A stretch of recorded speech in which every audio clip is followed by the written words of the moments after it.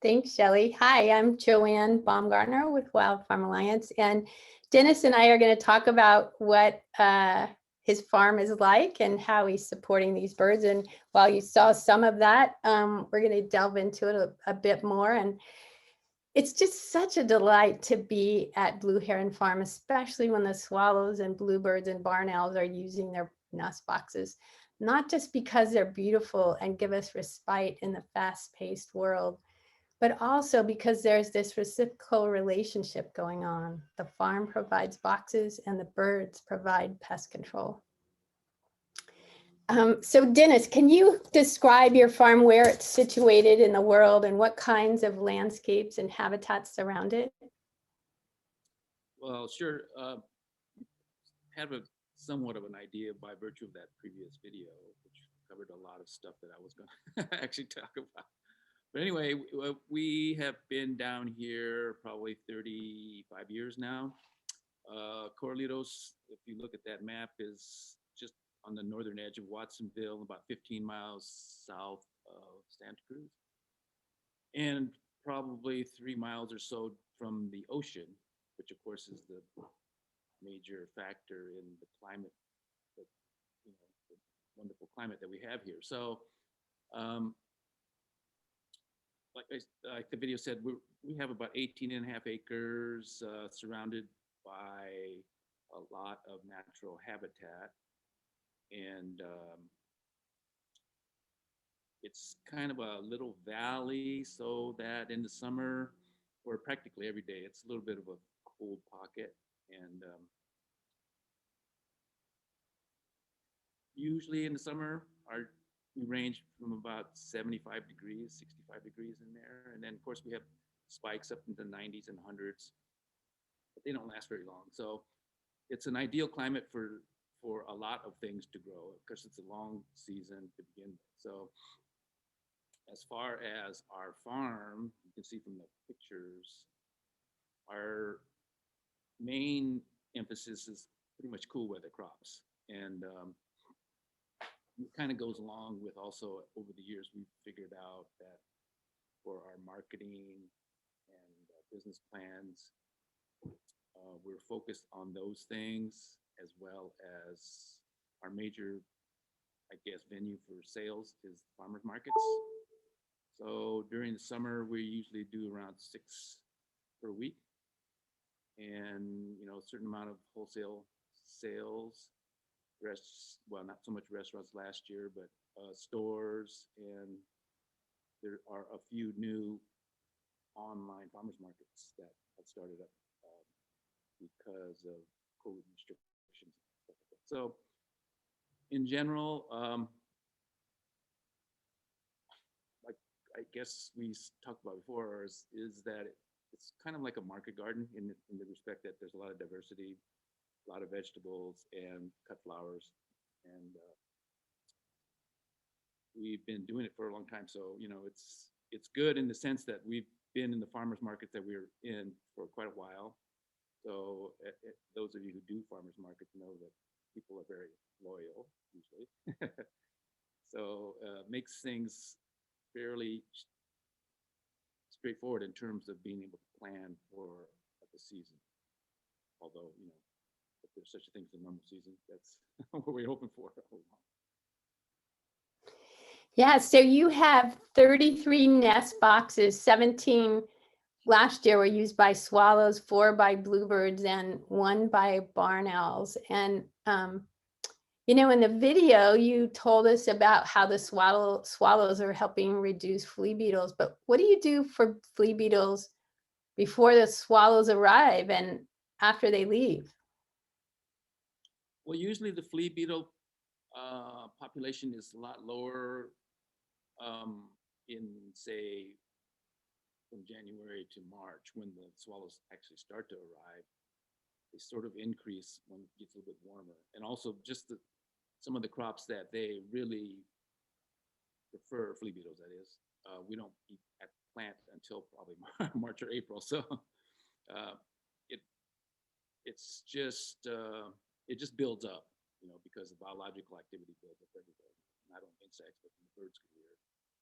and the plants are growing, et cetera, et cetera. So yeah, it took a while for us to just realize that the swallows were doing such a important job here.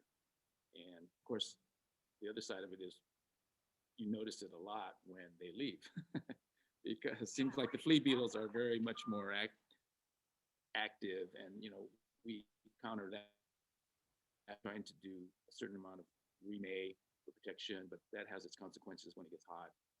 And if it gets really out of hand and we need the crops, then there's basically a organic, which is a biological insecticide. So, but we don't do it that often. So usually things kind of get through it, or the crops are fast growing enough so that we can harvest them.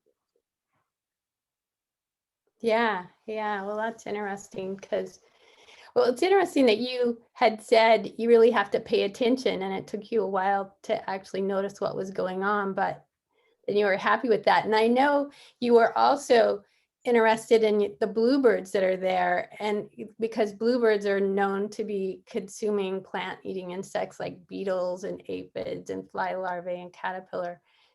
And the bluebirds are there year round. And so have you been able to figure out what they might be doing as far as helping with pest control? Or do you have any theories on that? Well, bluebirds are funny because, like in the winter, every now and then, after not seeing them for a couple weeks, there's like a bunch of them. They look like they're just playing around, actually. And I'm sure there's hunting around for food and things like that. But they're kind of here sort of erratically, while during the time that the swallows are here, between March and July, the bluebirds are much more present.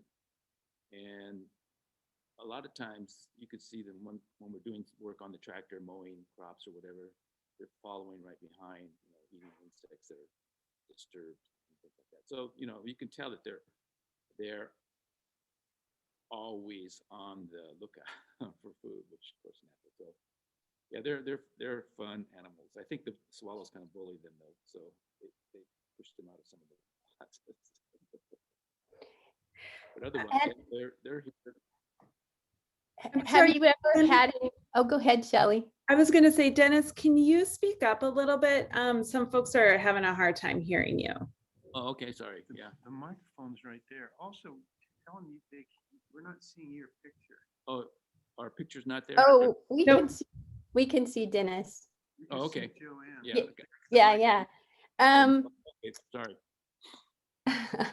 Let's see. Well, so have you ever noticed that the bluebirds or tree swallows cause any problems? No, never that I've noticed. Yeah. Well, years ago, we have a big barn here, and years ago, the barn swallows used to hang out in there and build their nests, etc. And they were irritating our guys because they used to put all their clothes underneath them, and the swallows, of course, pooped on them. So we had to do something about that. But they moved on to other barns. But the outside swallows, nope, it's never been an issue, and they're pretty darn tame because, as you see in those boxes, they're right along an access road that we use all the time when we're out in the field. So they just go about their business. They're flying, dodging the truck and whatever. And I ride my bike up and down the road there, and I'm within 5 feet of them. They don't pay any attention to me. It's like, it's okay. And then the barn you're in right now has a barn owl box and it's occupied with barn owls, right? I think so.